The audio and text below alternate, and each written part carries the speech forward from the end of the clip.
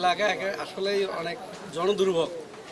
বন্যাকালীন সময় হোক আর যে কোনো সময় বৃষ্টি বাদল হলে সাধারণ মানুষ চলাফেরা করা একে অসম্ভব। ব্যবসায়ী, চাকরিজীবী, ছাত্রছাত্রী একেবারে যোগাযোগ বিচ্ছিন্ন অবস্থা। এই কারণে এই যে জায়গায় রাস্তার বিশেষ প্রয়োজন। রাস্তা একেবারে জরুরি, কারণ একটা অসুস্থ রোগী যদি রাতে অসুস্থ হয় আমরা হাসপাতাল পর্যন্ত নিয়ে যেতে পারি। বিশেষ প্রয়োজন এই রাস্তার। আমরা সবাই এই এলাকার স্থানীয় যারা বাসিন্দা সবাই চাই রাস্তাঘাটের উন্নয়ন হোক, কিন্তু এই রাস্তার কাজ চলছে, এ তো একটা সমাপ্তির একটা ব্যাপার আছে, কিন্তু লং হচ্ছে কাজটা। অবহেলিত এলাকা, আমরা যে দুর্ভোগগুলো ভোগান্তি করতেছি এটা বলার মতো নয়। এবং এই এলাকায় দেখা যাচ্ছে একটা যে ডেলিভারি রোগী হয় তাকে মেডিকেল নিয়ে যাওয়ার মতো কোনো সুযোগ সুবিধা নেই।